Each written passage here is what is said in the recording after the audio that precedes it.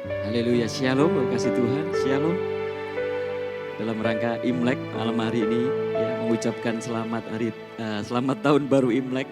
Ya, kita percaya sepanjang tahun yang baru ini, rahmat Tuhan dicurahkan limpah di dalam kehidupan kita, amin.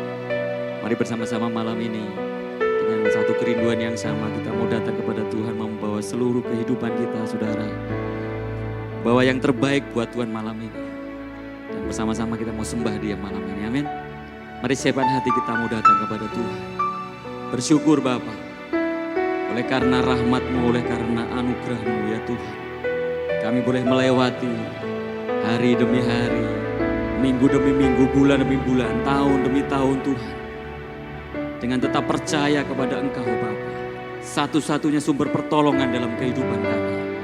Dan kami percaya Tuhan, saat kami buka hati buat Engkau, di setiap waktu, di sepanjang perjalanan hidup kami Tuhan, kami percaya anugerah-Mu, pertolongan-Mu limpah dalam hidup kami. Kau Allah yang tidak pernah meninggalkan kami Tuhan. Dan biarlah waktu-waktu yang boleh kami lalui Tuhan, kami terus rindu untuk menyembah Engkau, memuji Engkau Yesus. Terima kasih Bapa, terima kasih Tuhan. Terima kasih ya Tuhan, malam ini mari Tuhan lawat hidup kami, limpahi kami Tuhan dengan kekuatan yang baru Tuhan, untuk kami boleh terus mempersembahkan hidup kami bagi Engkau. Bapa, terima kasih Yesus. Terima kasih Tuhan. Terima kasih ya Allahku, terima kasih. Di dalam nama Tuhan Yesus, setiap kami yang rindu Tuhan, oh Tuhan, kami bawa hidup kami bagi Engkau. Haleluya. Haleluya, amin. Terima kasih Bapa. Oh haleluya.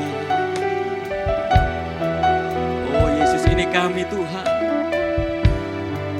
haleluya. Bapakku datang menyembah-Mu Yesus, menyembah-Mu di sini.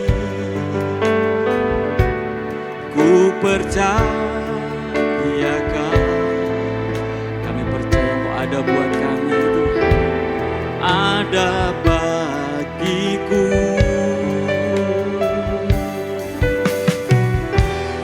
Tak usah ku takut, sebab Kau sertaku. Tak usah ku bimbang, Kau di dalamku. Tak usah ku cemas, Kau menghiburku. Saat ku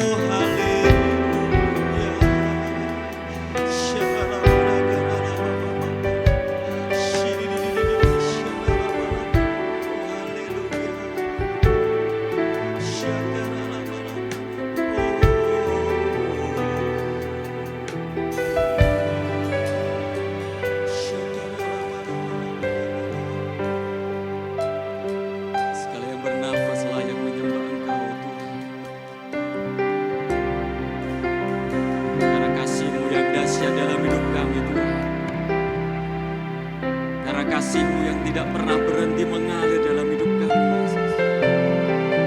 Oh, haleluya.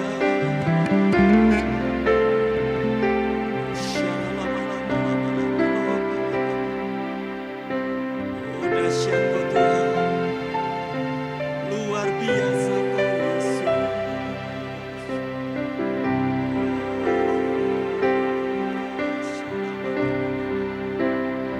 Satu-satunya Allah yang layak kami tinggikan Tuhan.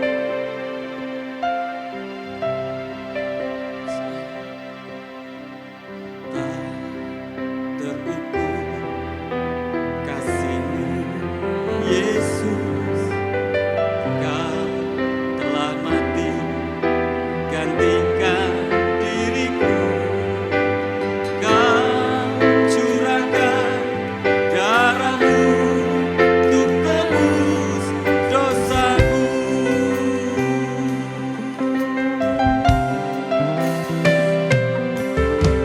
Tak terukur kasih-Mu, Yesus.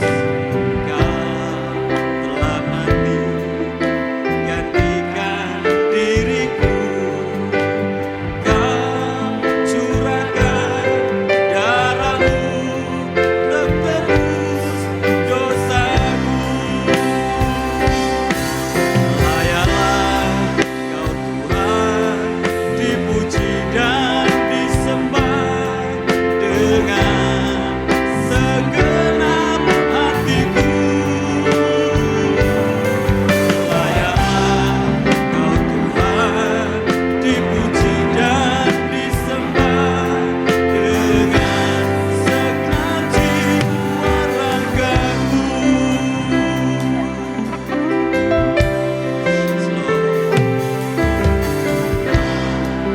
Terukur kasih-Mu, Yesus. Kau telah mati gantikan diriku. Kau curahkan darah-Mu untuk tebus dosaku.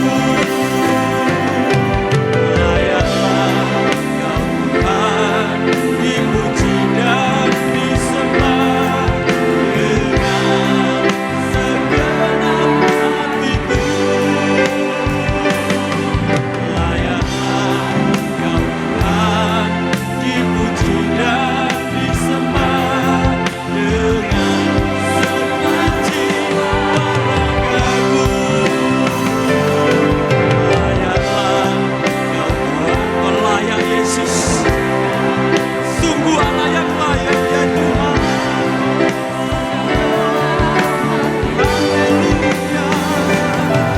Layaklah Kau Tuhan, dipuji dan disembah dengan segenap jiwa ragaku. Mari sembah Dia.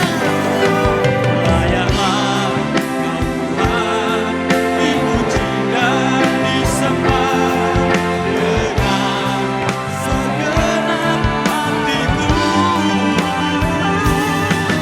Layaklah Kau Tuhan, dipuji dan disembah dengan segenap jiwa ragaku. Dengan segenap jiwa ragaku. Dengan segenap jiwa ragaku.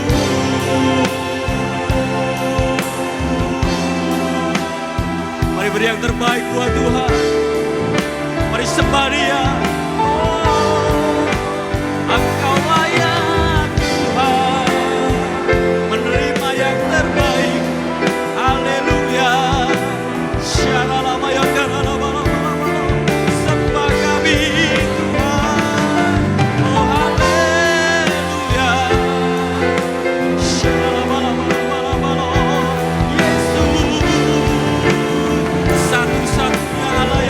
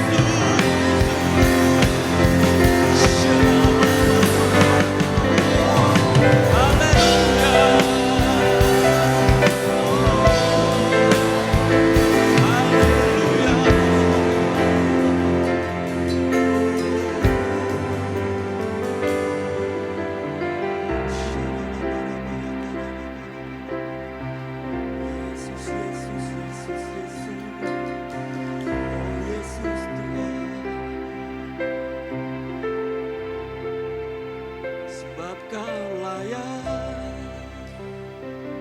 terima pujian, sebab Kau layak terima pujian, sebab Kau layak ku agungkan Yesus, Raja di atas segala raja. Kau layak terima pujian, sebab Kau layak terima pujian, sebab Kau layak agungkan Yesus, Raja di atas segala raja. Sebab Kau layak. Mari bersama-sama bangkit berdiri Bapak Ibu Saudara. Mari agungkan Dia malam ini. Oh haleluya. Oh Yesus Tuhan, sebab Kau layak agungkan Yesus, Raja di atas segala raja. Sebab Kau layak terima pujian, sebab Kau layak terima pujian, sebab Kau layak agungkan Yesus, Raja di atas segala raja. Raja di atas segala raja. Raja di atas segala raja.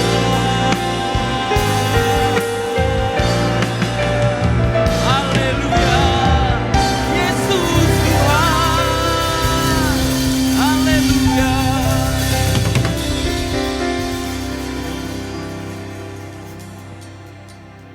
Betapa kami menjadi pribadi-pribadi yang bersyukur Tuhan, memiliki Allah seperti Engkau. Hari lepas hari Kau membuat kami takjub dan heran Tuhan, dengan segala perbuatan tangan-Mu yang ajaib yang terus menopang kami. Terima kasih Bapak. Dan kami percaya Tuhan, waktu-waktu ke depan kesempatan buat kami Tuhan, untuk kami mengalami Engkau lebih lagi dalam hidup kami. Terima kasih Bapak, di dalam nama Tuhan Yesus. Yang percaya bersama katakan amin. Ada tepuk tangan yang dahsyat buat Allah kita. Haleluya. Dan biarlah apa yang diciptakan Tuhan memuji dan menyembah penciptanya. Amin. Menyembah Allah yang dahsyat dalam hidup kita. Sekali lagi tepuk tangan yang luar biasa buat Allah kita. Haleluya.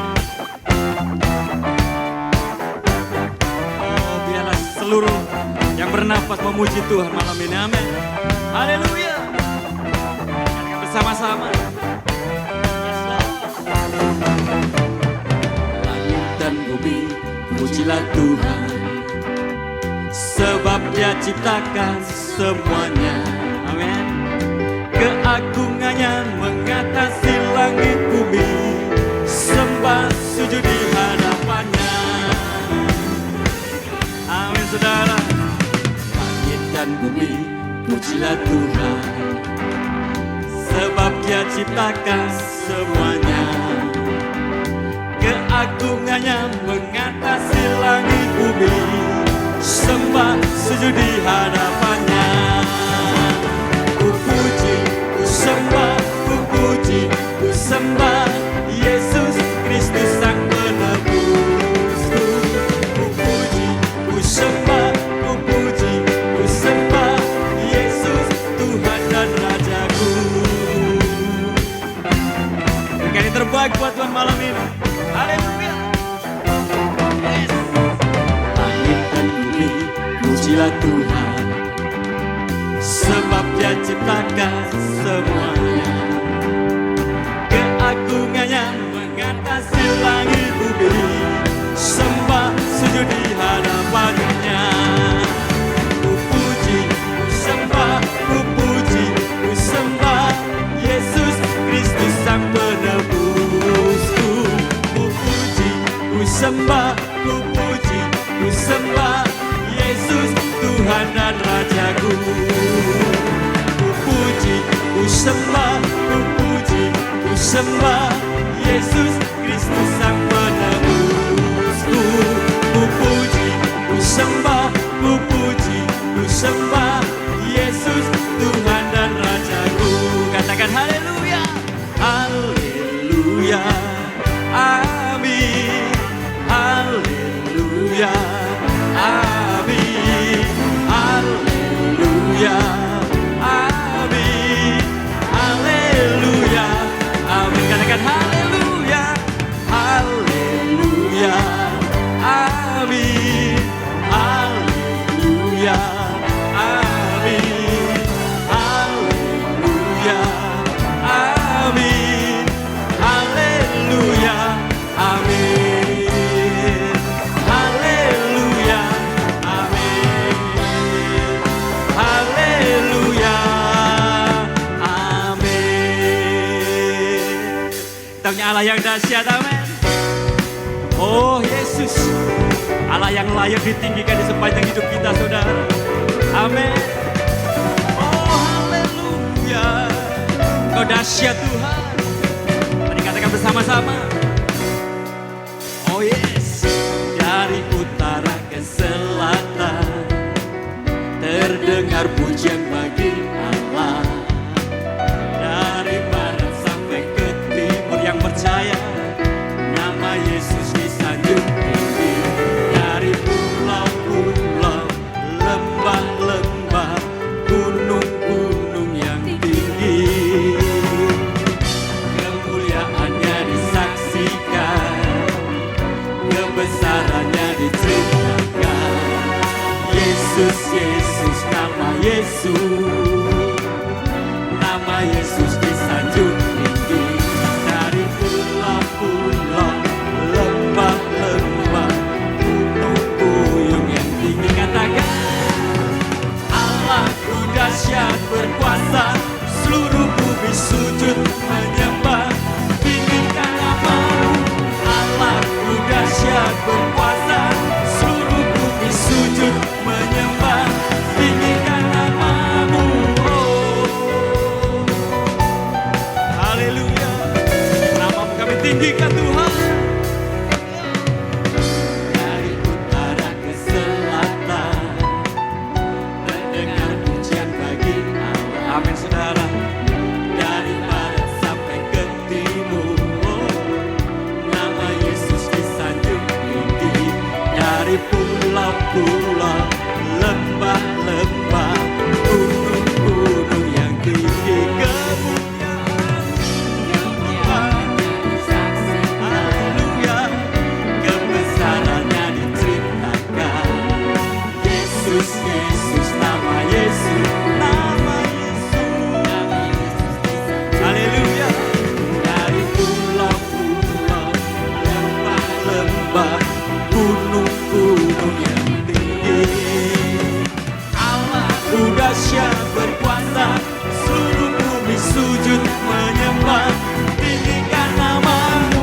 Allahku dahsyat berkuasa, seluruh bumi sujud menyembah, tinggikan nama-Mu. Allahku dahsyat berkuasa, seluruh bumi sujud menyembah, tinggikan nama-Mu. Allahku dahsyat berkuasa, seluruh bumi sujud menyembah, tinggikan nama-Mu. Allahku dahsyat berkuasa, seluruh bumi sujud menyembah, tinggikan nama-Mu. Allahku dahsyat berkuasa, seluruh bumi sujud menyembah, tinggikan nama-Mu. Oh, tinggikan nama-Mu. Oh, tinggikan nama-Mu. Oh, haleluya, haleluya. Oh haleluya, Allah yang dahsyat, amin. Kita miliki dalam hidup kita. Lihatkan ini saudara, pribadi-pribadi yang dahsyat malam ini ada di tempat ini. Lihatkan ini saudara, katakan shalom, shalom Allahku dahsyat. Tepuk tangan buat Allah kita yang dahsyat, amin. Haleluya, yang menjadikan kita lebih dari pemenang, amin. Tuhan kita hebat dan dahsyat, saudara. Haleluya. Oh yes.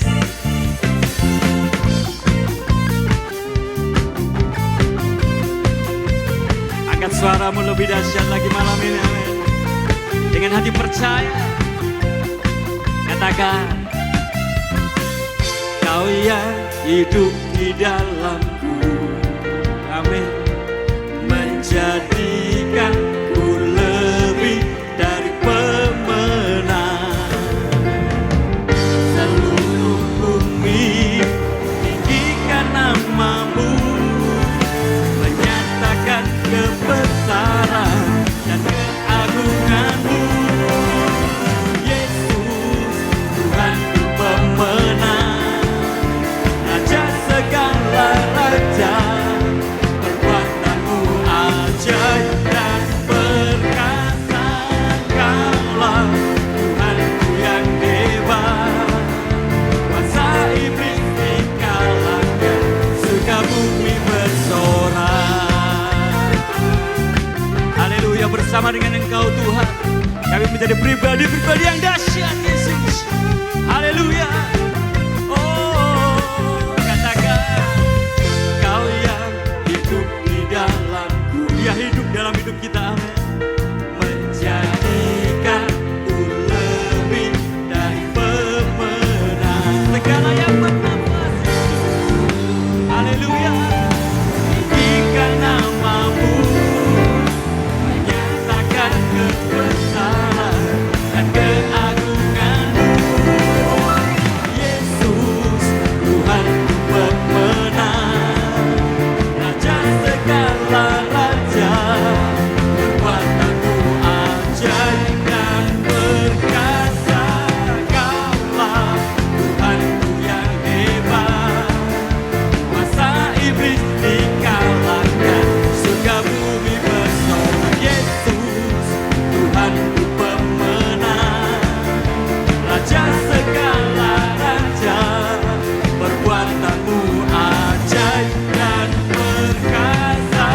Kaulah Tuhanku yang hebat, kuasa iblis dikalahkan, surga. Katakan lebih lagi, katakan, Yesus, Tuhanku pemenang, oh, Raja segala raja, perbuatanmu ajaib dan perkasa. Kaulah Tuhanku yang hebat, kuasa iblis dikalahkan, surga bumi bersorak. Kuasa iblis dikalahkan, surga bumi bersorak. Kuasa iblis dikalahkan, surga bumi bersorak. Haleluya. Oh Yesus, Kau dahsyat Tuhan. Oh Allah kami yang hebat Tuhan. Yang percaya sorak-sorai dahsyat bagi Allah kita. Haleluya. Silakan duduk Bapak-Ibu saudara.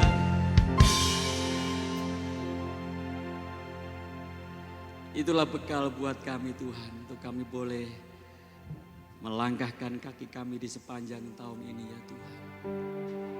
Bekal kami punya Allah yang hebat, yang dahsyat, yang luar biasa, Allah yang pasti memberikan pertolongannya buat setiap kami Tuhan. Kau Allah yang tidak pernah meninggalkan kami. Dan Kau Allah satu-satunya tempat untuk kami berseru Tuhan. Di segala keadaan kami, satu-satunya tempat untuk kami berseru hanya kepada-Mu Tuhan. Oh haleluya Yesus. Terima kasih Tuhan, terima kasih. Terima kasih ya Allahku. Oh haleluya. Oh yes Lord. Kau Tuhan, penolong dalam hidupku. Ku percaya hanya kepada-Mu. Kau pegang tanganku dan tuntun langkahku. Yesus, Kau perlindunganku.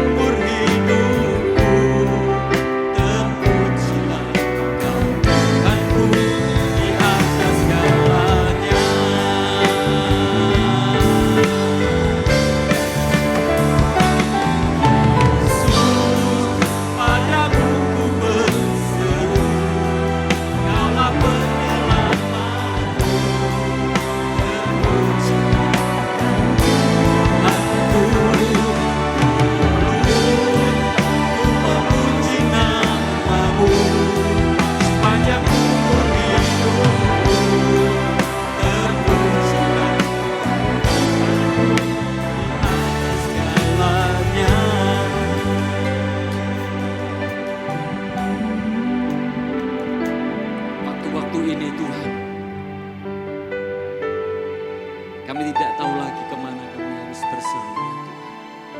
Dan malam ini Tuhan Kau mengingatkan kami, Allah yang dahsyat, Allah yang perkasa itu terus mendengar setiap seru doa umatnya.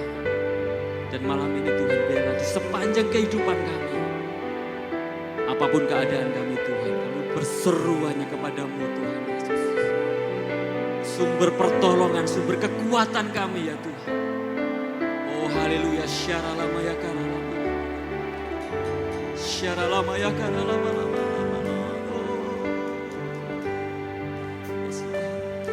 Yesus, padamu ku berseru, Kaulah penyelamatku, terpujilah Kau Tuhanku. Mulutku memuji namamu sepanjang umur hidupku, terpujilah Kau Tuhanku di atas segalanya. Dan dengan bangkit berdiri, Bapak Saudara katakan, Yesus, padamu ku berseru, Kau yang menyelamatkan hidup kami Tuhan. Haleluya. Tuhanku, ku memuji namamu sepanjang umur hidupku, terpujilah Kau Tuhanku di atas segalanya.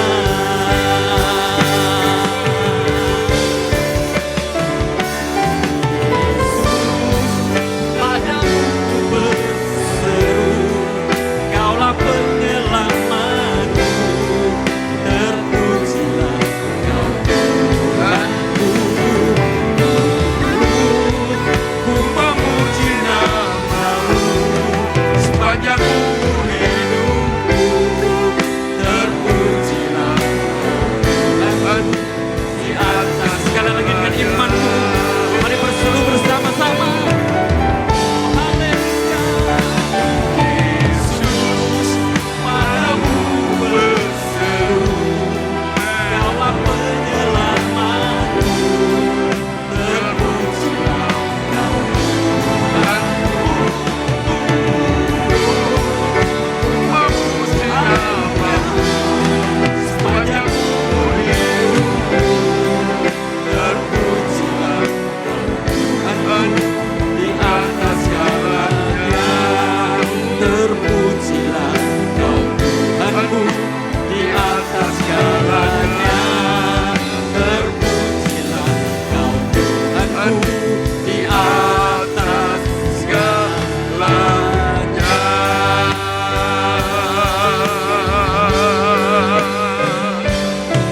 Haleluya.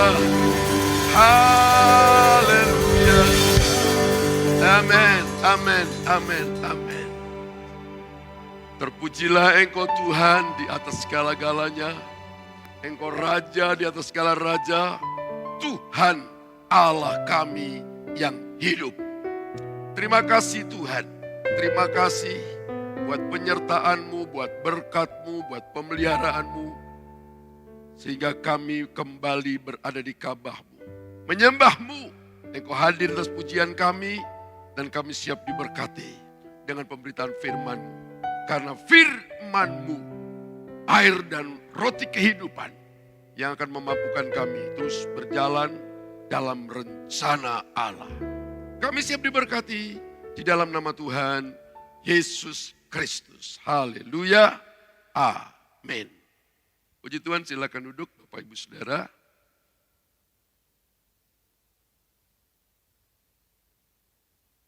Shalom. Shalom. Semua sehat? Puji Tuhan. Ya.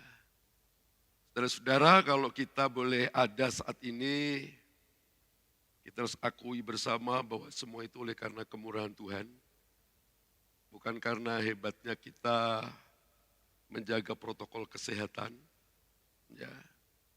Terbukti ada orang-orang yang begitu ketat, bahkan tidak berani keluar rumah, makan pakai kurir dibawa ke rumah, suami istri, dokter, ya. Dua-duanya harus kena COVID juga. Ya. Rupanya melalui keringat kurir itu di tangan kresek itu bisa menularkan COVID. Ya, saudara-saudara, ada banyak orang yang begitu ketat, hati-hati, dia kena COVID. Ya. Nah kalau kita bisa ada ini bukan karena kita lebih pintar dalam mengatur hidup, tapi karena ada rancangan Tuhan yang harus kita selesaikan di muka bumi ini. Jadi kalau kita masih diberi hidup, itu artinya kita tetap dimampukan. Ya. Karena hidup itu dalam bahasa Yunani ada dua istilah, bios sama zoe. Bios itu kalau digabung dengan logi menjadi biologi, ilmu tentang makhluk hidup. Kalau makhluk hidup itu apa saja? Makhluk hidup, binatang, tumbuh-tumbuhan, manusia, ya, saudara-saudara, ini makhluk hidup pada umumnya. Kalau zoe itu di atas bios. Zoe itu kualitas hidup, karena manusia ini diberikan roh, diberikan pikiran. Maka harus lebih dari makhluk hidup yang lain, itu zoe. Maka Yohanes 14 ayat 6, I am the way, I am the truth, I am the life. Life di situ menggunakan bukan bios, tapi zoe. Sehingga kalau kita ini hanya hidup makan, minum, kerja, makan, minum, kerja, kui kebo, kui wedus, kui bedes. Ya, karena apa? Itu makhluk hidup. Itu makhluk hidup, saudara-saudara. Tapi manusia harus lebih dari itu. Karena manusia diberikan instrumen, kemampuan untuk membangun relationship, hubungan dengan Allah. Sehingga kalau kita diberi hidup, artinya supaya kita memiliki kualitas lebih hidup, lebih jauh sesuai dengan rancangan Tuhan. Matius 21 ayat 12 sampai 17. Matius 21 ayat 12 sampai ayat yang ke-17. Baik, di layar LCD sudah nampak, saya akan baca. Lalu Yesus masuk ke bait Allah dan mengusir semua orang yang berjual beli di halaman bait Allah. Ia membalikkan meja-meja penukar uang dan bangku-bangku pedagang merpati. Dan berkata kepada mereka, ada tertulis, rumahku akan disebut rumah doa. Tetapi kamu menjadikannya sarang penyamun. Maka datanglah orang-orang buta dan orang-orang timpang kepadanya dalam bait Allah itu dan mereka disembuhkannya. Tetapi ketika imam-imam kepala dan ahli-ahli Taurat melihat mujizat-mujizat yang dibuatnya itu, dan anak-anak yang berseru dalam bait Allah, Hosana, anak Daud, hati mereka sangat jengkel. Terus, ayat berapa? Lalu, tetapi ketika, lalu mereka berkata kepadanya, engkau dengar apa yang dikatakan anak-anak ini? Kata Yesus kepada mereka, aku dengar. Belum pernahkah kamu baca dari mulut bayi-bayi dan anak-anak yang menyusu? Engkau telah menyediakan puji-pujian. Lalu ia meninggalkan mereka dan pergi keluar kota ke Betania dan bermalam di situ. Bapak Ibu Saudara-saudara, berdasarkan teks ini saya akan menyampaikan tentang mendisiplin diri untuk tetap kuat dalam Tuhan. Mendisiplin diri untuk tetap kuat dalam Tuhan. Saudara-saudara, tantangan hidup pada umumnya, apalagi kita sebagai orang percaya yang beribadah, bahkan mungkin melayani. Ke depan tantangan itu tidak semakin ringan. Persoalannya akan semakin complicated. Jangan berpikir bahwa virus corona ini akhir dari semua bencana. Kalau Bapak Ibu lihat di ensiklopedia, ya, itu wabah, apakah itu jenis pes, apakah itu jenis flu, ya, bahkan gudik. Tahu gudik? ya, itu membunuh tidak sedikit orang. Tidak sedikit orang. Ya, saudara-saudara. Dan kita tidak mungkin mencegah atau kita membatalkan semua yang akan terjadi. Yang kita bisa lakukan, bagaimana kita mengeksplorasi iman kita. Mengembang, tumbuh, kembangkan iman kita. Untuk tetap kuat, untuk menghadapi situasi-situasi yang demikian. Kalau Alkitab sudah menggambarkan banyak yang dipanggil dan sedikit yang dipilih, tentu ini seleksi alam. Di tengah-tengah situasi yang tidak mudah dan hanya orang yang kuat imannya yang akan dimampukan bisa lolos menghadapi situasi-situasi yang berat itu. Bagaimana cara mendisiplin diri untuk tetap kuat dalam Tuhan? Yang pertama konsisten dalam membangun kerohanian. Konsisten dalam membangun kerohanian. Nah, hidup ini ada dimensi-dimensi. Ada dimensi fisik, dan kita belajar fisika. Ya. Tapi juga ada dimensi metafisik. Dimensi yang ini tidak dapat disentuh dengan nalar, dengan logika kita. Saudara-saudara, dua dimensi dalam hidup kita. Yang fisik dan yang spiritual, yang rohani, yang hubungannya dengan Tuhan. Saya tidak bicara orang skeptis. Saya meyakini Bapak Ibu dan orang percaya, maka ini harus dikerjakan, dibangun secara bersama. Ayat 12. Lalu Yesus masuk ke bait Allah dan mengusir semua orang yang berjual beli di halaman bait Allah. Ia membalikkan meja-meja penukar uang dan bangku-bangku pedagang merpati. Halaman bait Allah itu tempat kurban. Kurban itu berurusan dengan merpati.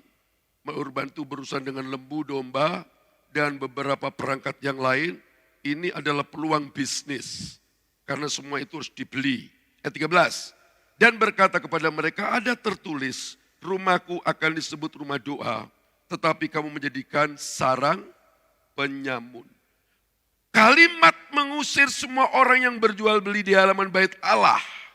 Dan juga rumahku akan disebut rumah doa. Tapi kamu menjadikan sarang penyamun. Saudara-saudara, ini tidak menegaskan bahwa masalah uang dan kegiatan rohani. Itu dua kutub yang saling tarik-menarik. Sekali lagi, ya, saudara-saudara. Masalah uang, masalah duniawi, dan masalah rohani. Itu dua kutub yang saling tarik-menarik. Tinggal bagaimana kita hidup menghadapi dua gaya ini. Bagaimana kita mengelolanya adalah hal yang sangat-sangat penting. Makanya tidak aneh kalau terjadi distorsi, pergeseran yang tidak disadari. Di tengah-tengah orang hidup secara konsisten tapi sebenarnya sudah bergeser. Ya, namanya kecil aja. Ya. Kalau ini ada ditarik garis lurus ke sana, saudara-saudara. Ya. Bergeser di sini ini tidak banyak lah. Setengah mili saja. Ya. Kira-kira kalau 500 meter ke sana berapa senti? Ya Anda hitung sendirilah. Ya. Tapi tentu itu bukan tinggal setengah mili, saudara-saudara. Ini proses waktu berjalan. Ya. Kadang-kadang pergeseran demikian ini yang harus diwaspadai, yang terus-menerus dievaluasi. Saya sebagai pendeta itu, ya, makin ke sini, saya ini bisa mengerti kenapa teman saya, Dr. Erastus Sabdono ini, yang istilah saya ini teologianya the death theology, teologi kematian. Ya, lagu-lagunya itu kan masalah mati aja, seolah-olah dia mau mati gitu. Ya, tapi memang bicara spiritualitas, ya saudara-saudara, mau tidak mau, pikiran kita itu akan mengarah lebih jauh ke sana. Ya, lebih jauh ke sana. Dan itu tidak bisa dipaksakan. Semacam konsekuensi logis. Juga demikian, orang yang berketinggalkan spiritualitas dan masuk dalam ranah tadi kutub yang duniawi tadi, tentu akan berbeda. Akan berbeda. Ya, setiap saat Sudah dalam setiap waktu begitu itu. Ya, rasa-rasanya ya, ini sudah dekat panggilan itu. Ini sudah dekat panggilan itu. Ya, ngukur-ngukur diri, kok berubah.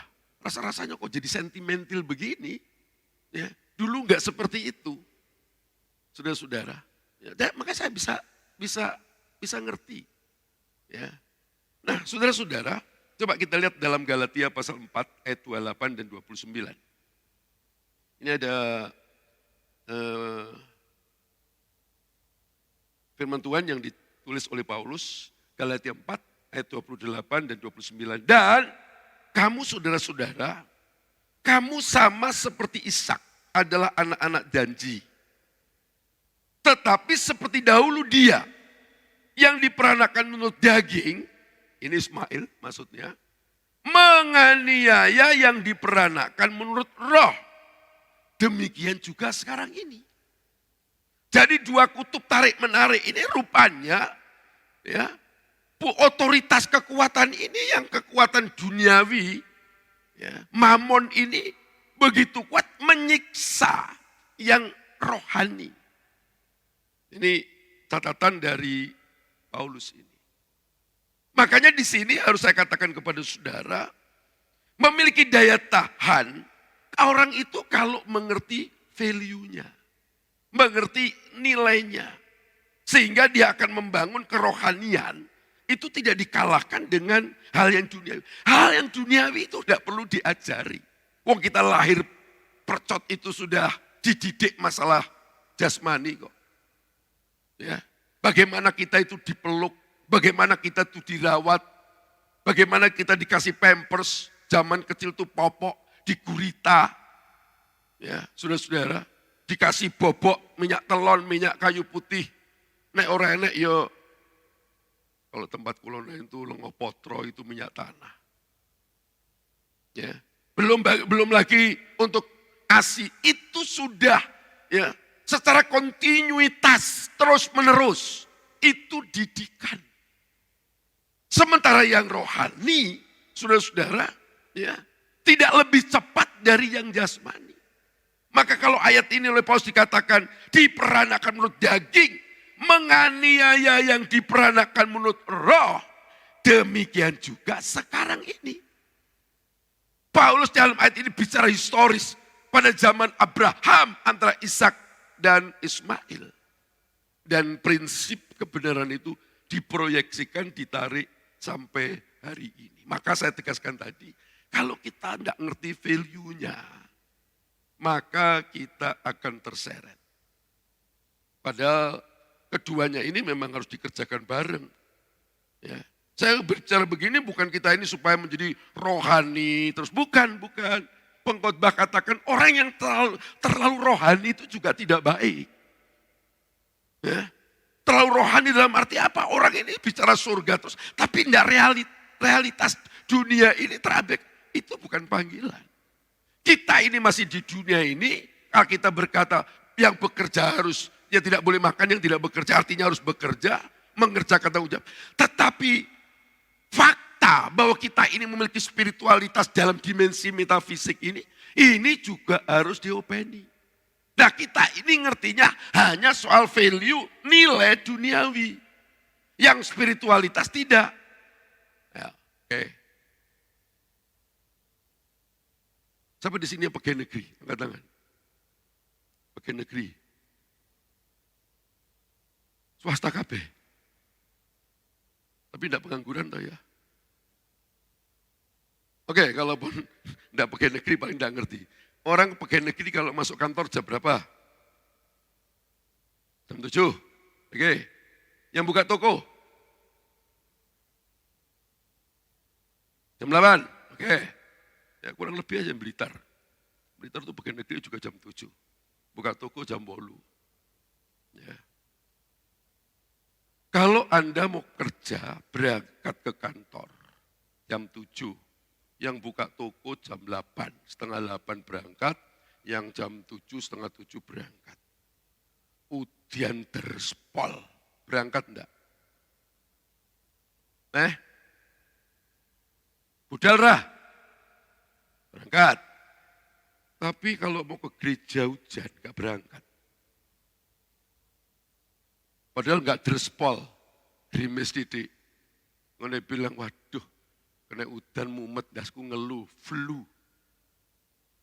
Kenapa? Oke, ini saya bicara soal value, soal nilai. Anda ke kantor, hujan deras berangkat, karena Anda tahu value. Tanggal muda Anda terima gaji. Ya, yang buka toko jam 8, buka toko setengah 8 hujan deras Anda pergi, karena Anda tahu value. Anda tahu nilai cuan, tahu nilai jen, duit. Ya. Kenapa ke gereja Anda berangkat hujan? Karena gak ngerti value-nya. Gak ngerti nilainya. Saudara-saudara, saya gembala jemaat, saya katakan jemaat, pulang. Gak usah ke gereja, mikir dan doa di sana, di rumah. Dapatkan nilainya. Kalau sudah dapat nilainya, pergi ke gereja. Anda akan konsisten untuk pergi. Karena ngerti nilainya. Saudara-saudara. Ya. Oke. Yang kerja di kantor atau yang karyawan. Ya. Selalu cocok sama bosnya? Nggak cocok. Lalu kalau nggak cocok sama bosnya pindah kerja? Enggak toh? Tapi nggak cocok kalau gembala pindah gereja. Tapi ini saya lihat ini wajah-wajah bahala, wajah-wajah dulu, ya saya masih kenal saudara. Tapi yang enggak hadir enggak tahu dia. Ya. Coba, oke, pindah. Ya.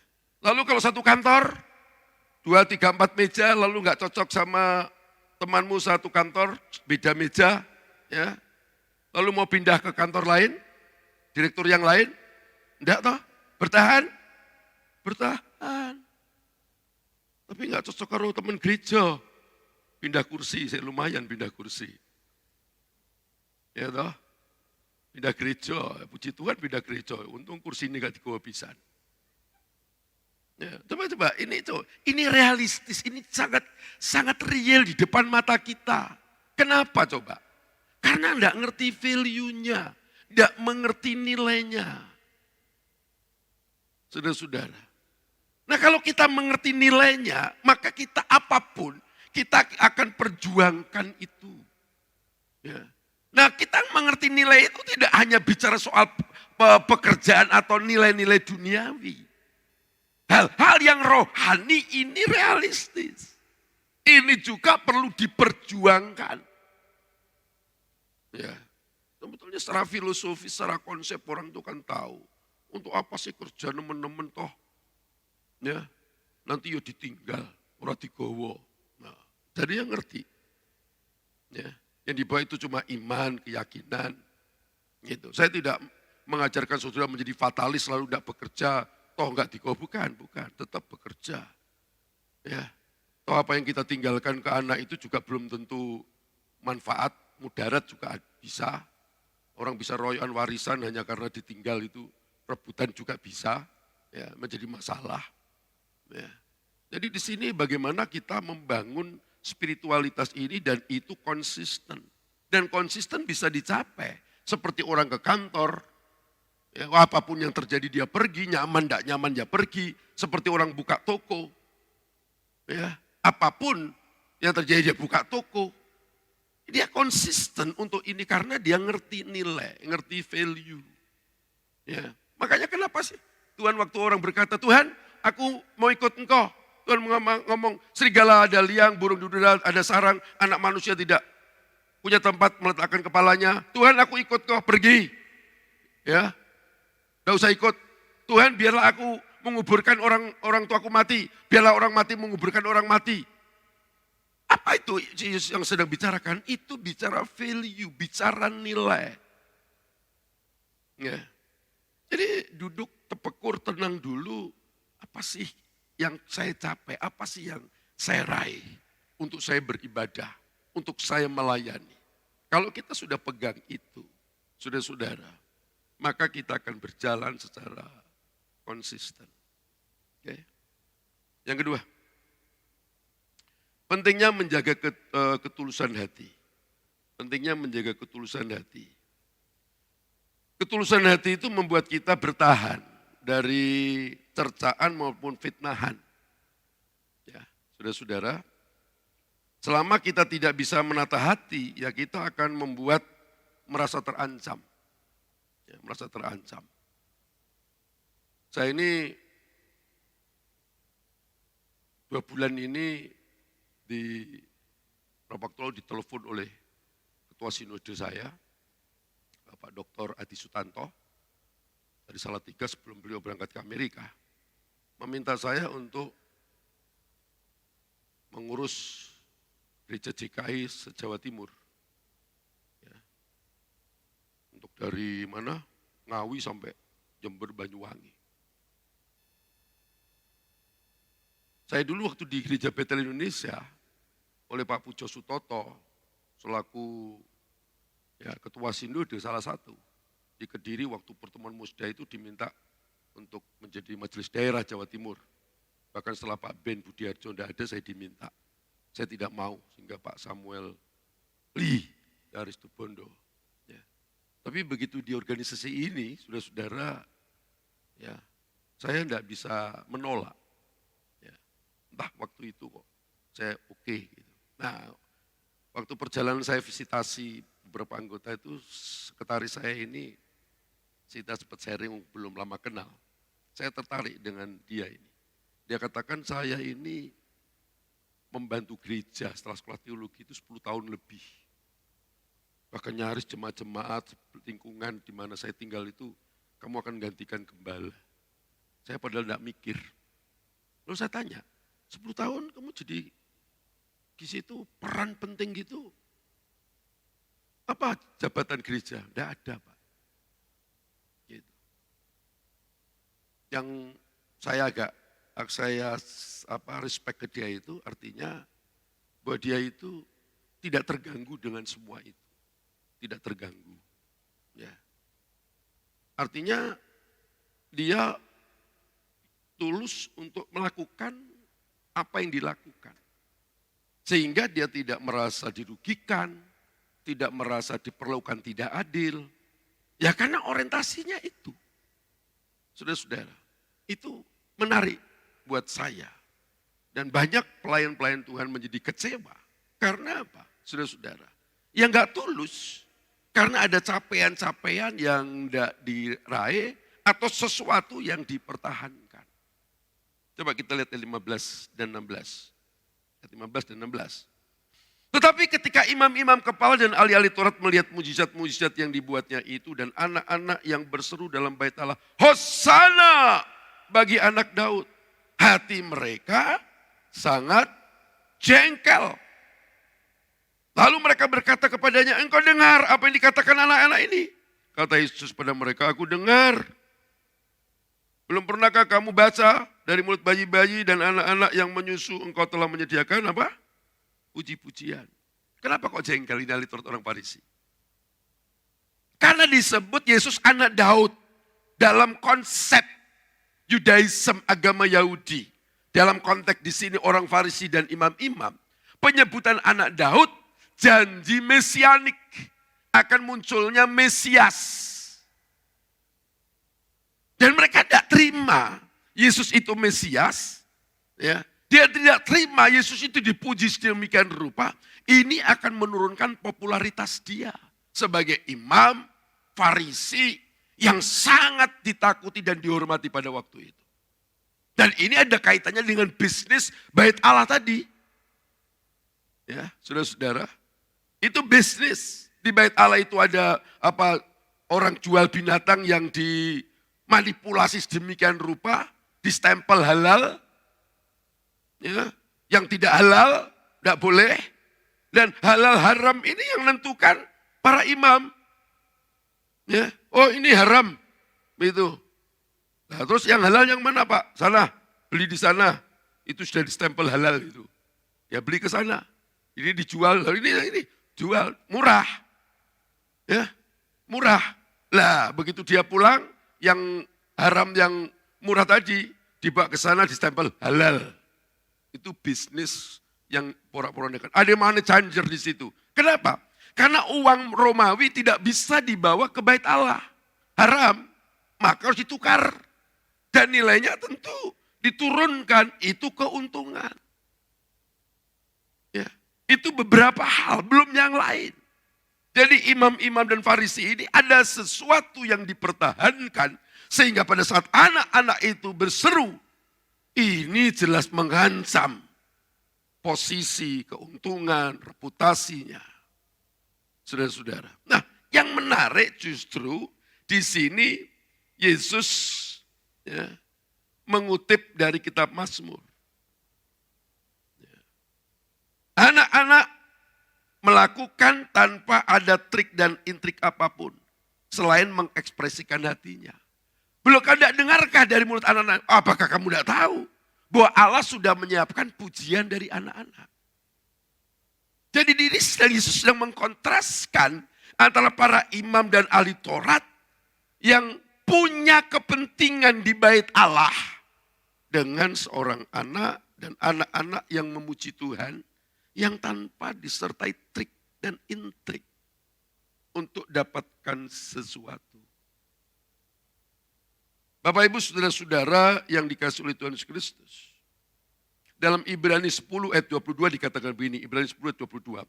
Karena itu marilah kita menghadap Allah dengan hati yang tulus ikhlas. Lahir batin, lillahi ta'ala. Ya. Tulus ikhlas dan keyakinan iman yang teguh. Oleh karena hati kita telah dibersihkan dari niat hati nurani yang jahat. Jadi tidak ada nurani niatan yang jahat. Dan tubuh kita telah apa? Dibasuh dengan air yang murni. Jadi posisi kita ini loh seharusnya tidak mengizinkan kita ini untuk melakukan sesuatu yang tidak tulus. Karena memang hati kita sudah dibersihkan, harusnya demikian itu idealnya.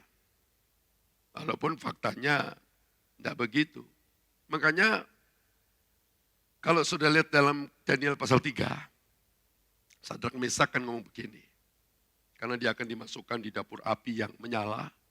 Kalau dia tidak menyembah patung dan tetap menyembah Yahweh, ya, Allahku akan membebaskan aku dari dapur api itu. Sekalipun Allahku tidak membebaskan aku tidak mau menyembah patung. Ya, ini bentuk ketulusan. Dia tidak berharap sesuatu apapun dari Allah, karena dia memberikan untuk Allah. Ya. Coba lihat nih. Orang baik, ya, orang baik ada yang mudah terluka dan ada orang baik yang tidak mudah terluka. Itu di gereja. Ya. Jadi sama-sama orang baik loh ini ya. Yang satu mudah terluka, yang satu tidak mudah terluka. Nah yang mudah terluka ini orang yang punya trik, punya intrik, punya kepentingan. Dan biasanya itu ngundat-ngundat. Kalau sudah apa yang menjadi keinginannya, apa yang menjadi capaian-capaian yang diharapkan itu tidak terjadi. Saya ini sudah berkorban, gereja membangun ini, sumbang ini, setia ini. Ya, kok akhirnya seperti ini, seperti ini. Ini orang baik yang terluka.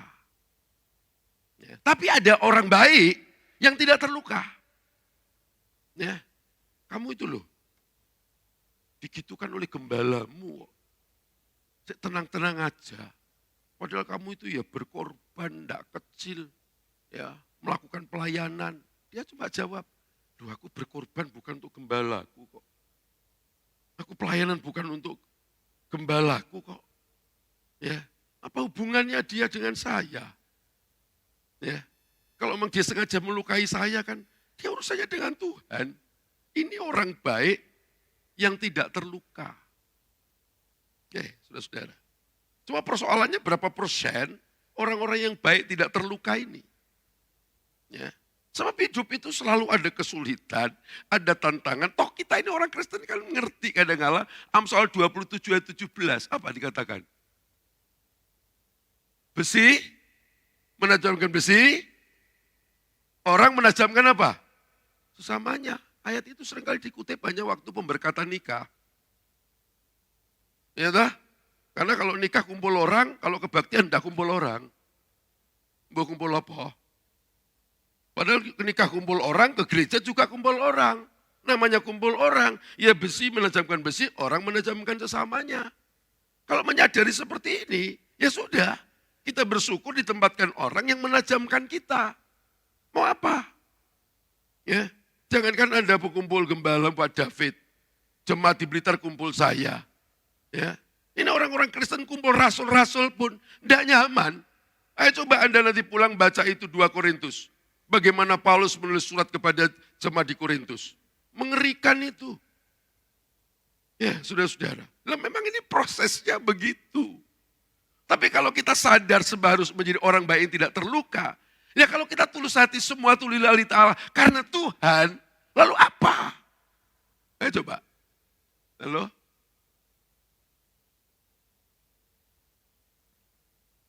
Kita ini mau dihormati Tuhan atau mau hormati manusia? Saya ditanya, mau dihormati Tuhan atau hormati manusia? Hormati manusia dan Tuhan. Ora pilihan. Ya, hidup ini mesti memilih kok, saudara-saudara. Ya, milih sehat apa sakit? Sehat, oh sehat. Ya toh. Tapi bisa sakit enggak? Bisa toh? Nah iya. Ya. Jadi kalau kita pilih dihormati Tuhan, ini rumusan Alkitab, hormati Tuhan. Kalau saudara lakukan sesuatu dan tidak dihormati manusia, Anda bersyukur. Sebab Anda pasti dapat penghormatan dari Tuhan. Tapi kalau Anda sudah dapat penghormatan dari manusia, Anda tidak akan dapat penghormatan dari Allah. Itu coba nanti khotbah-khotbah di bukit Anda lihat. Ada orang beribadah di pojok-pojok tikungan jalan supaya dilihat, dihormati manusia. Dan Tuhan ngomong, dan mereka sudah mendapatkan penghormatan, dia tidak mendapatkan dari Allah. Maka kalau kau berdoa masuk di kamar, tutuplah semua pintu, ya. Allah yang tahu di sana, maka Allah lah yang akan memberikan hak itu. Nah kalau semacam itu ngerti doktrin ini, pemahaman ajaran ini, orang baik yang tidak akan terluka. Ya, saudara-saudara. Jadi kalau saudara itu tidak dihormati, ya dinyek, apa itu harus, wah, puji Tuhan, aku rong nompo. Ya, saya akan terima dari Tuhan. Tapi nek dipuji, mateng aneh. Ya gitu harusnya itu. Loh, memang Kristen itu cara logikanya kebalik. Kalau nggak kebalik, saudara rata-rata pada umumnya, kita pengkhotbah kita ngomong apa? Lebih baik pergi ke rumah duka daripada ke rumah, coba. Ya, rumah duka itu tempatnya orang sedih. Pertanyaan saya, orang mau senang atau sedih? Senang. Ya.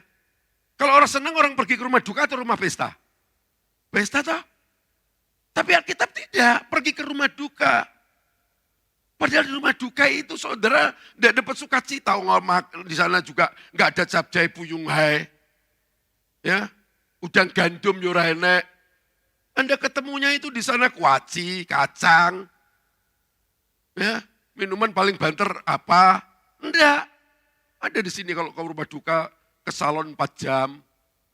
Ya, cari baju terbaik. Ada? Enggak ada. Ke rumah duka itu paling hitam-hitam kayak saya, putih. Engkau 90 tahun ke atas baru abang. Kan ada tapi? Lah iya. Tapi kalau Anda ke pesta kan mau mikir no gelangnya apa, gondelnya apa, kalungnya apa, sepatunya warnanya apa, bajunya apa. Ke rumah duka enggak mikir. Tetapi kenapa ke sana lebih baik? Karena segala sesuatu berakhir di situ. Orang bisa ingat Tuhan di rumah duka itu. Di rumah pesta ingat Tuhan, blas. Bagaimana mau ingat Tuhan di rumah pesta? Dia jahil suaminya. Baju ibu itu harganya 250 loh. Iki nggur, ngene ta? Mulai pegel. We. Ya, saudara-saudara. Itu bahasa Alkitab. Maka kalau Alkitab bilang, kita ini kalau sama dengan dunia, ya kita tidak layak. Roma pasal 12 ayat 1, persembahkanlah tubuhmu sebagai persembahan yang hidup, yang kudus dan berkenan kepada Allah. Itu ibadahmu yang sejati. Berubahlah dalam pembaruan budimu. Supaya kamu mengerti kehendak Allah. Ya. Jadi berbeda dengan dunia itu. Saudara-saudara, nilai-nilai itu yang penting tadi, kembali ke yang pertama. Value-nya apa? Ya. Jadi ketulusan hati kita ini penting. Jadilah orang baik yang tidak terluka. Ya. Jadi kalau sudah belum terima sesuatu ya, puji Tuhan, terima kasih. Ya, mau bikin apa? Contoh lagi nih. Kan ngomong begini. Kalau kamu masuk rumah orang, apa katanya? Berilah salam. Ya. Terjemahan yang lemah mengatakan malah begini, masuklah dan sampaikan salammu. Ya. Kalau yang di rumah itu tidak menerima salammu, gitu ya, salam itu akan kembali kepadamu. Salam itu salom. Ya. Salom lekah. Salom untukmu. Salom lekah. Orang Arab, assalamualaikum, lekom lekah.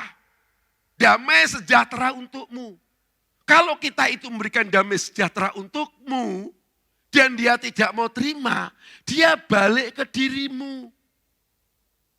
Salam itu artinya selamat. Salam itu artinya berkat. Salam itu artinya damai sejahtera.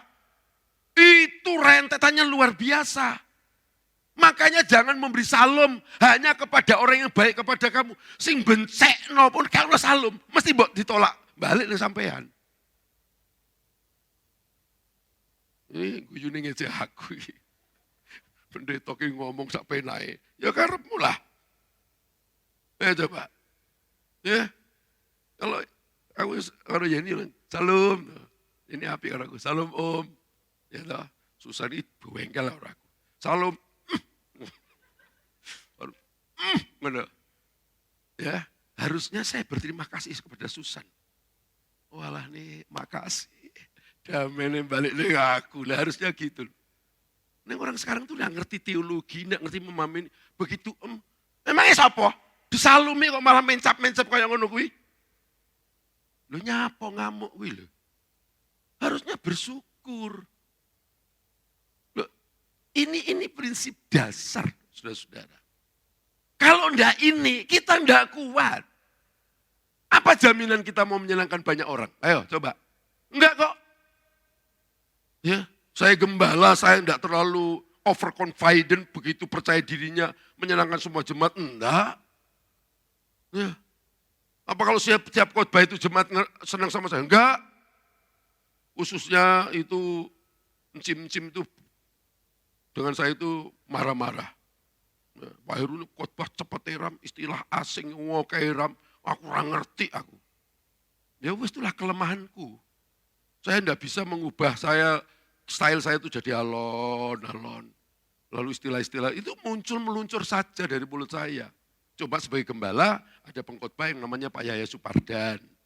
Ya, itu suaranya halus, alon-alon, dia ngomong itu bahasanya sederhana, sitok, ya. Ini wong Jawa pelan begitu. Kuwi cim-cim suweneng kabeh. Neng kalangan milenial benci luar biasa. Iya toh, saudara-saudara. Memang dia bisa menyenangkan semua orang kok. Mau apa? Ya. Jadi kalau kita ini baik sama ya puji Tuhan di baik. Kalau enggak, kita enggak perlu terluka. Jadilah orang baik yang tidak terluka. Tapi kalau kita ini jadi baik lalu terluka, Tuhan ngomong apa? Kenapa kebaikanmu dirubah ketidakbaikan orang lain? Kalau sudah beri salam begitu, lalu mencap gitu. Dia jelek, tapi tidak mengubah Anda. Anda punya prinsip, oh salamku ditolak, makasih ya. Kalau perlu pulang kiriman parcel. Terima kasih atas penolakan salam saya. Ya, Orang yang begini tidak terluka. Ya. Oke, yang terakhir. Mengambil waktu khusus untuk menenangkan diri. Menenangkan diri ini bisa kontemplasi, bisa meditasi. Seringkali aliran Pantai Kosta itu sangat sensitif dengan istilah. Meditasi. Wah, meditasi kan Hindu, Buddha. Terminologi itu tergantung pemanaannya. Ya, orang kadang-kadang libut bicara soal terminologi. Ya tidak apa-apa sih, ya, tapi kita harus ngerti dulu. Ya. Kontemplasi, apa? Kalau kita itu masuk dalam doa, saudara-saudara, ya, kita itu sebetulnya akan masuk wilayah kontemplasi, meditasi, introspeksi. Ya. Cuma istilah-istilah ini tidak masuk dalam pikiran kita, tapi kita praktekkan. Kita praktekkan. Contoh, kata Tritunggal itu tidak ada dalam Alkitab. Yes, kata Tritunggal tidak ada dalam Alkitab. Tapi bukti Tritunggal ada. Ya, Anda buka kitab Kejadian pasal 1 ayat 1 sampai 3, itu bukti Tritunggal. Barah Elohim, Elohim, Elohim, Im ini bentuk jamak. Maka dikatakan di situ roh Allah melayang-layang, berfirmanlah Allah, Allah dan firman. Sudah, ada roh Allah, ada firman. Itu merujuk Yohanes 1 ayat 1. Pada mulanya kapan? Kejadian pasal 1 ayat 1 3. Firman bersama dengan Allah. Dan firman itu adalah Allah. Lalu manjuk ayat 14, firman itu menjadi manusia. Ya. Waktu Yesus dibaptis, langit terbuka, terdengar suara, inilah anak yang kukasihi kepada aku berkenan. Suara siapa? Bapa. Roh Kudus turun seperti burung merpati, ada Roh Kudus. Lalu ada Yesus. 3. Ya, tapi kata Tritunggal tidak ada. Itu istilah serapan, istilah yang dipinjam untuk memberikan ini kesimpulan atau nama kepada bukti Tritunggal itu. Ya, maka kata meditasi, kata kontemplasi, itu bukan wilayah Kristen. Tapi itu bisa untuk menjelaskan dalam kita berdoa. Ya. Nah, saudara-saudara, pikiran dan hati ini harus dijaga agar tidak overload. Ya, kalau pikiran kita terlalu penuh, saudara-saudara, maka kita akan stres, kita akan depresi, kita juga akan mengalami kejenuhan. Nah, kalau sudah masuk fase-fase itu sulit. Padahal dalam Roma pasal 11-14 dikatakan, biarlah rohmu menyala-nyala dan layanilah Tuhan. Itu bentuk perintah, biarlah rohmu menyala-nyala dan layanilah Tuhan. Tapi kalau pikirannya ya, mengalami kejenuhan, makanya ini bagian-bagian wilayah-wilayah yang nampaknya satu sisi ini benar, tapi ini juga betul. Tapi mengkorelasikannya tidak mudah. Tapi bukan berarti tidak mungkin, sangat mungkin. Ayat 17. Lalu ia meninggalkan mereka dan pergi keluar kota ke Betania dan bermalam di situ. Coba. Ya. Saudara boleh cek dalam Alkitab, pernahkah Yesus itu bermalam di Yerusalem? Padahal semua orang beragama pada zaman itu begitu mengeluh-elukan kota Yerusalem. Ya, kota suci, kota Allah, bait Allah ada di sana. Semua orang terobsesi. Seperti Islam, orang Islam ya, berkeinginan datang ke Ka'bah, ya, apalagi sampai mencium batu Hajar Aswad. Itu kerinduan. Nah, orang agama pada waktu itu sama. Tapi Yesus tidak. Saudara-saudara, ya. Dia di sini keluar ke Betania untuk bermalam. Sementara Yerusalem, Betania itu 3 kilometer lebih, kira-kira 200 atau 150 meter. Tidak sampai 3,5 kilo. Hanya untuk bermalam. Saudara-saudara, Yerusalem tempat hiruk pikuknya orang. Apalagi pada zaman Yesus, dalam teks yang kita baca, orang sakit ingin disembuhkan. Coba kita bandingkan peristiwanya seperti ini. Yohanes pasal 6 ayat 15. Ini Tuhan Yesus memberi makan 5.000 orang laki-laki, ya sisanya 12 ranjang, itu. Lalu Kita lihat Yohanes 6 ayat 15. Karena Yesus tahu bahwa mereka hendak datang dan hendak membawa dia dengan paksa untuk apa? Menjadikan dia raja, ia menyingkir pula ke gunung seorang diri. Yohanes pasal 6 ayat 15 ini memberitahu kita, Yesus memutuskan untuk tidak terjebak pada acara, ya, waktu-waktu yang membelenggunya. Maka dia meninggalkan orang banyak. Tentu saya yakin di Yerusalem loh penginapan itu ada. Oh Pak, Tuhan Yesus sudah punya duit untuk nyewa losmen di Yerusalem. Saya bolehlah percaya. Kalau Yesus pun tidak punya duit gampang. Tuhan Yesus waktu masuk bait Allah itu bayar pajak gak punya duit. Dia suruh Petrus kok. Suruhnya apa? Mancing. Mancing dengan pesan gini. Ikan pertama yang kamu tangkap, buka mulutnya, itu ada uangnya. Itu pesannya penting. Karena Petrus ini penjala ikan. Ikan pertama yang kamu tangkap, kamu buka, ada duitnya. Artinya, ikan kedua, ketiga, keempat, kelima, gak ada duitnya.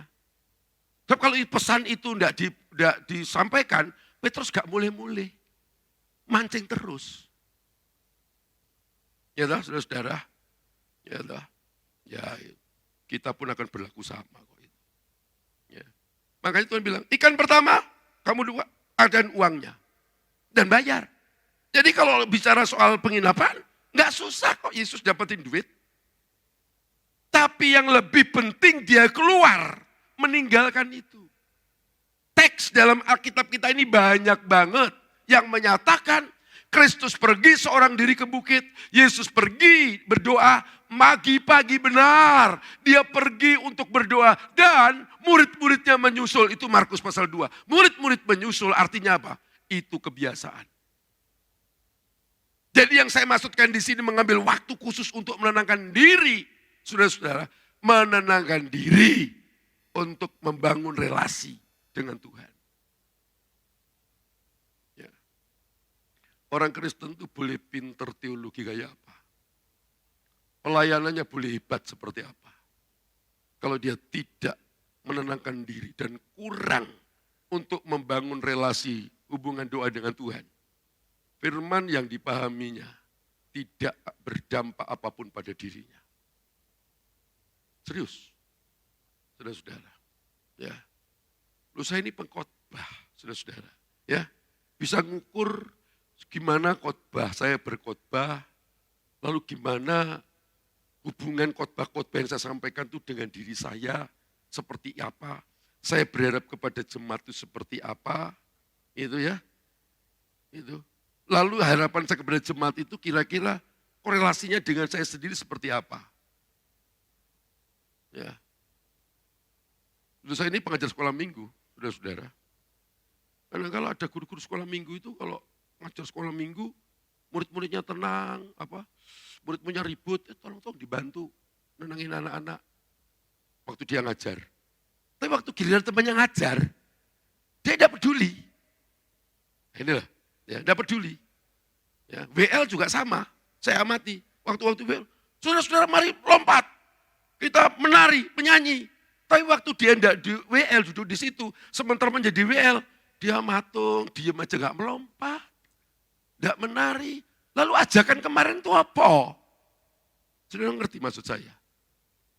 Ya, itu inkonsisten.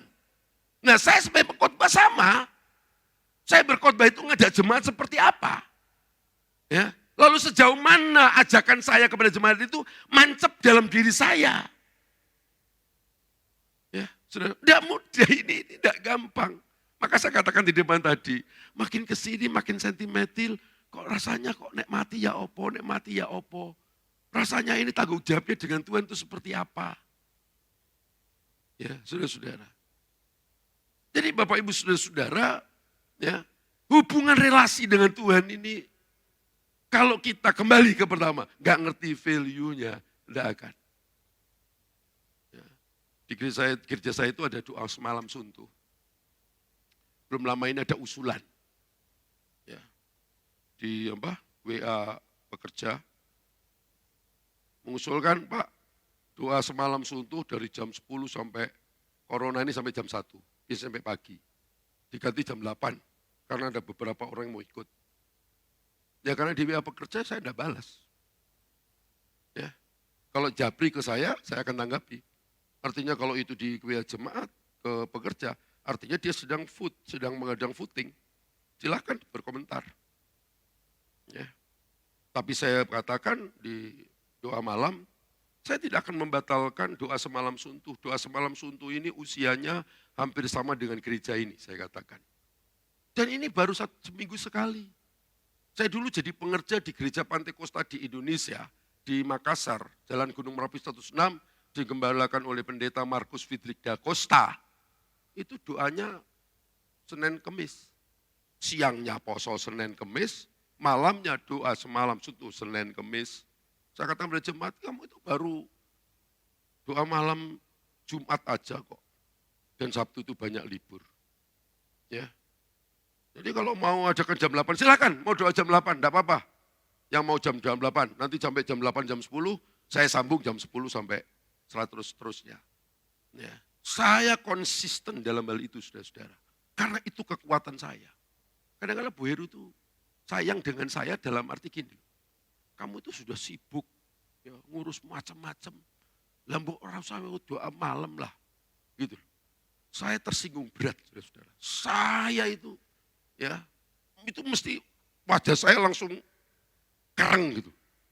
Ya, saya tidak suka dengan usulan itu. Karena apa, saudara-saudara? Saya kalau doa malam lebih capeknya kayak apa? Itu mesti seger. Ya, besok itu mesti seger.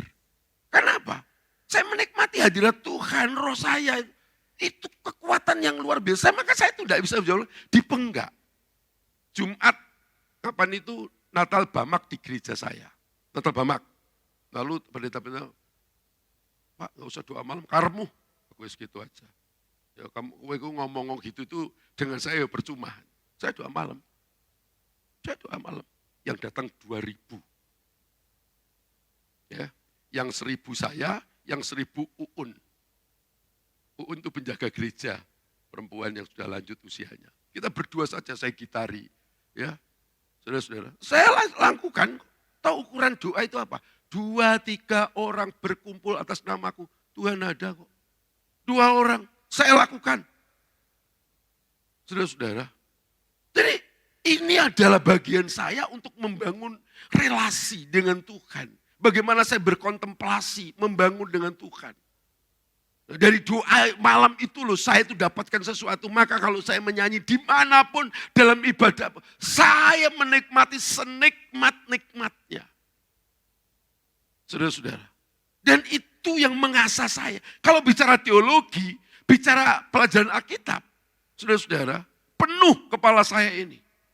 Walaupun saya ini S3 sampai hari ini loh, saya masih mencicili para doktor sementara menyampaikan kuliah-kuliah di YouTube ataupun di tempat lain.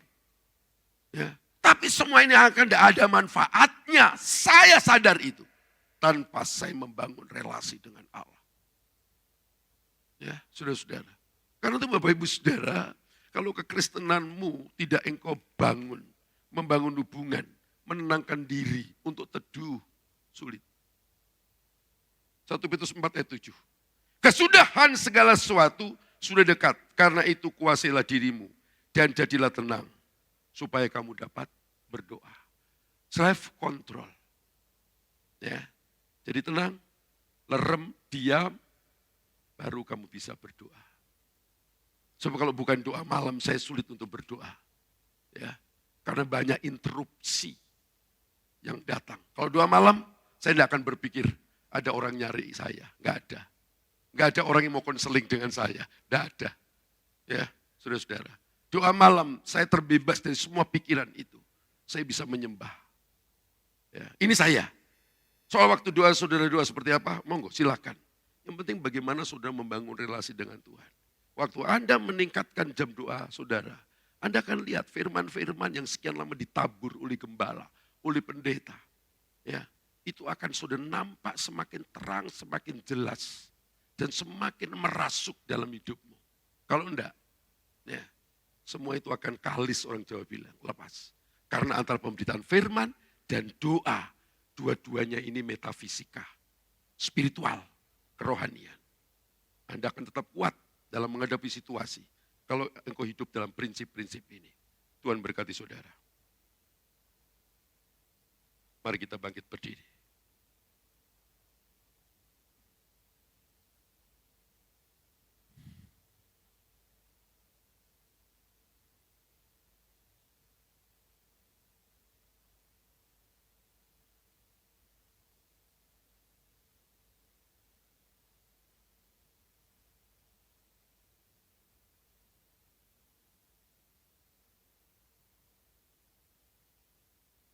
Berapa waktu lalu saya menyampaikan khotbah di tempat ini, tidak tahu berapa kali. Matius 7 ayat 21 sampai 23. Banyak di akhir zaman orang yang menyeru Tuhan, Tuhan, Tuhan. Aku sudah berkhotbah demi namamu, mengajar, menyembuhkan orang sakit demi namamu. Tragisnya Tuhan berkata, aku tidak kenal. Kata kenal di situ baik bahasa Ibrani maupun bahasa Yunani. Itu adalah hubungan intim seperti suami istri. Jadi kekristenan bukan sekedar rutinitas melakukan kegiatan agamawi, kegiatan liturgi, kegiatan acara. Tetapi kita diselamatkan untuk membangun hubungan dengan Tuhan. Kalau engkau sebagai orang Kristen sudah membangun hubungan, pertahankan itu, pertahankan. Tingkatkan kualitasnya. Kalau menjadi orang Kristen sama sekali tidak, apalagi sebagai pelayan Tuhan, Anda sedang distorsi, mungkin hanya setengah mili, tapi dalam jangka panjang itu akan semakin melebar. Ya Tuhan, yang hadir, Roh Kudus adalah roh yang lembut, yang dia sangat merespon bagaimana hati kita untuk teduh, tenang, dan menghampiri dia dan menyembah dia. Kata-kata sesederhana apapun yang itu kita ucapkan dalam kerinduan untuk kita berkomunikasi dengan Tuhan, itu lebih berarti daripada puisi yang panjang yang diucapkan tanpa dengan kerinduan. Dia Tuhan yang sangat mengerti, dia Tuhan yang sangat memahami siapa kita. Dia Roh Kudus yang sangat mau menyentuh, merangkul, memeluk hidup kita. Dia Tuhan yang penuh kasih sayang. Karena itu sudah selayaknya kalau kita berkata haleluya kepada dia. Kita selayaknya berkata puji Tuhan. Selayaknya kita berterima kasih kepadanya. Kita bersyukur.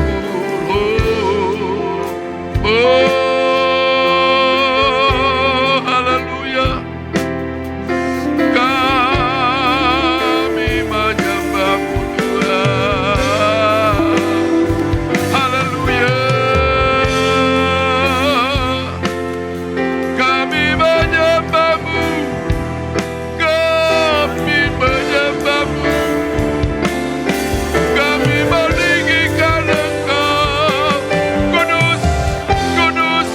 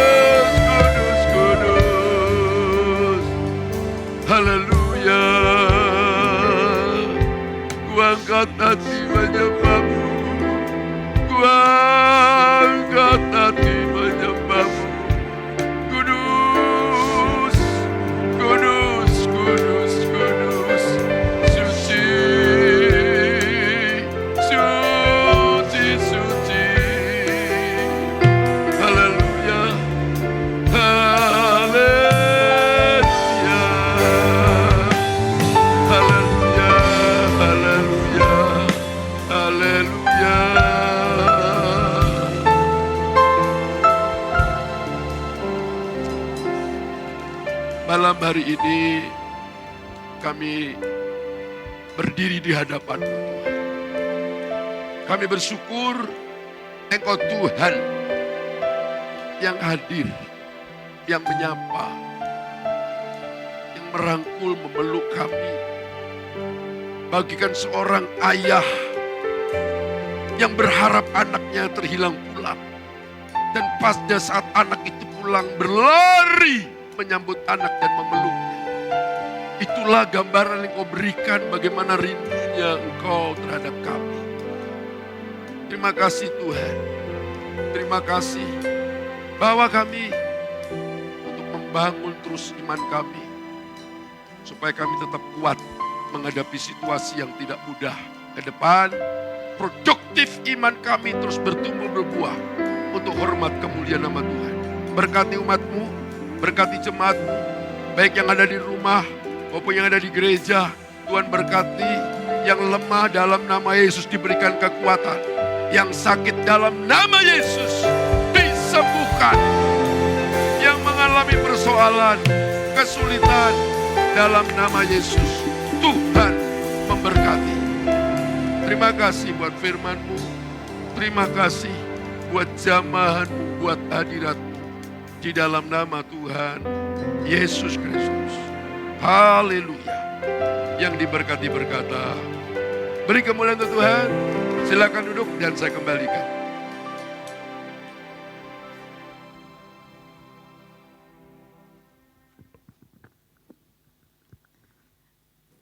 Haleluya, semua diberkati, luar biasa malam hari ini, amin. Terima kasih Pak Heru, firman Tuhan disampaikan malam hari ini, Tuhan Yesus memberkati. Sebelum kita memberikan persembahan kita malam hari ini, pengumuman untuk Tuban Blessing, Kamis depan, tanggal 10 Februari 2022, jam 6 sore di tempat ini kita akan dilayani oleh Bapak Pendeta Kuana Tanjung dari Surabaya. Ya, Bapak Kuana Tanjung dari Surabaya. Ya, sekali lagi, yang tidak hadir malam hari ini nanti bisa diberitahu saudara ya. Tuban Blessing untuk Kamis depan tanggal 10 Februari 2022 jam 6 sore di tempat ini kita akan dilayani oleh Bapak Pendeta Kuana Tanjung dari Surabaya. Demikian pengumuman, kita akan memberikan persembahan kita malam hari ini. Saya undang pelayan persembahan boleh maju ke depan. Kita persiapkan persembahan kita malam ini.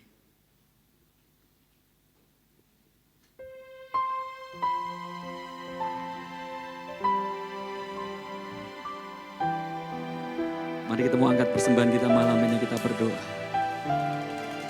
Bersyukur Bapa buat firman-Mu malam ini ya Tuhan. Biarlah kami boleh terus menjadi pribadi-pribadi yang setia dengan bagian kami untuk kami kerjakan dalam hidup kami Tuhan. Dan pada waktunya kami percaya, kami akan menyaksikan, kami akan mengalami bagian-Mu Kau kerjakan buat kehidupan kami Tuhan. Dan biarlah jiwa kami terus bersyukur kepadamu Yesus. Terima kasih Bapak, terima kasih Tuhan, terima kasih. Dengan hati penuh sukacita, malam ini kami dulu memberikan persembahan kami, tangan-tangan yang terangkat di dalam nama Tuhan Yesus. Ini yang terbaik Tuhan, persembahan kami bagi Engkau. Biarlah melalui persembahan ini hidup kami diberkati dan menjadi saluran berkat-Mu dan nama-Mu dipermuliakan. Terima kasih Bapak, dalam nama Tuhan Yesus kami memberi yang terbaik. Haleluya, amin. Selidiki aku, lihat hatiku, apakah ku sungguh mengasihimu, Yesus, Kau yang Maha Tahu dan menilai hidupku, tak ada yang tersembunyi bagimu. Selidiki aku, lihat hati kami Tuhan malam ini.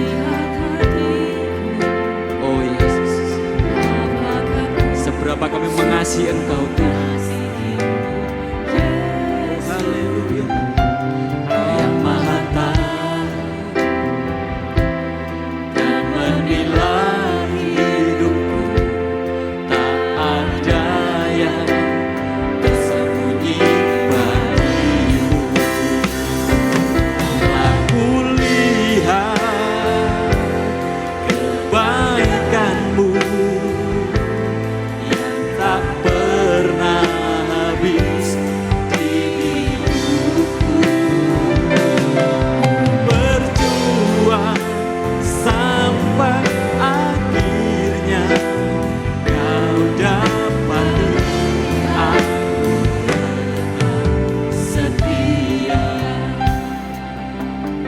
Mari bersama-sama bangkit berdiri. Buka hati saudara, katakan. Selidiki aku, lihat hatiku. Apakah ku sungguh mengasihimu, Yesus, Kau yang Maha Tahu dan menilai hidupku. Tak ada yang tersembunyikan. Kulihat barisanmu tak pernah habis. Berjuang sampai akhirnya. Lihat barisanmu yang tak pernah habis. Bersamamu Tuhan, berjuang sampai akhirnya. Kau dapati aku tetap setia. Aku lihat segala kebaikan-Mu, oh haleluya, yang tak pernah habis.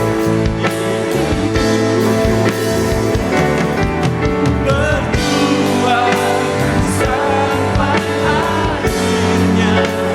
Kau dapati aku. Katakan ku berjuang sampai akhirnya. Kau dapati aku. Berjuang sampai akhirnya. Kau dapati aku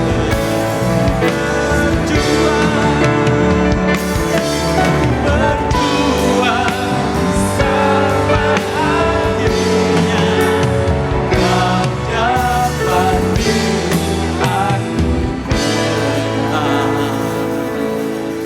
setia.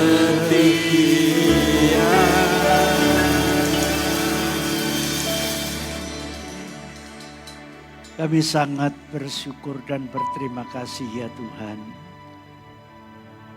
Engkau tidak pernah berhenti untuk memberikan pencerahan sekaligus pengarahan. Bahwa di dalam hidup ini yang terutama adalah membangun rumah rohani. Sehingga kami memiliki kemampuan untuk tetap tangguh dan bertahan sampai Engkau datang kali yang kedua. Oleh karena itu hamba-Mu sangat yakin tidak ada satupun perintah-Mu, terutama perihal ibadah yang tidak memiliki nilai, baik untuk kehidupan saat ini, bahkan untuk kehidupan yang akan datang. Maka ya Allah ya Tuhanku, perteguhkanlah setiap jemaat-Mu yang telah Engkau pilih di tempat ini.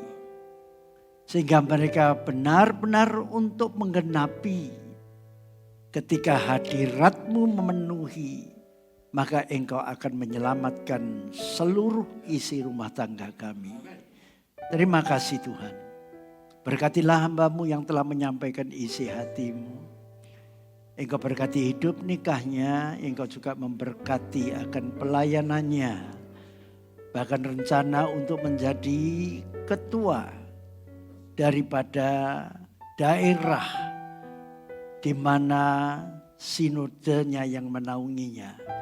Engkau yang akan meneguhkan, Engkau juga yang akan mengokohkannya. Jadikanlah saluran berkat bagi banyak hamba-hamba-Mu. Bahkan di tempat ini pun Engkau telah menyatakan kasih-Mu lewat pelayanan hamba-Mu ini. Terima kasih Tuhan. Mari jemaat yang dikasihi Tuhan, angkatlah kedua belah tanganmu dengan hati yang percaya dan arahkanlah pikiran dan hatimu yang hanya tertuju kepada Tuhan saja. Karena engkau adalah umat pilihannya, maka kemanapun engkau pergi dan datang, engkau tetap dalam lindungan kuasa nama Tuhan Yesus. Pimpinan Roh Kudus menyertaimu, tiba kembali ke rumah dengan selamat, pulang serta membawa berkat Abraham, Ishak dan Israel yang memenuhi dalam hidupmu dengan berkat percepatan dan pelipat gandaan yang membuat engkau makmur dan termasyur. Apa saja yang engkau perbuat, Allah membuat engkau berhasil, engkau dibuat sehat. Dalam berkat nama Tuhan Yesus Kristus, yang percaya dan diberkati katakan amin. Selamat pulang, Tuhan memberkati.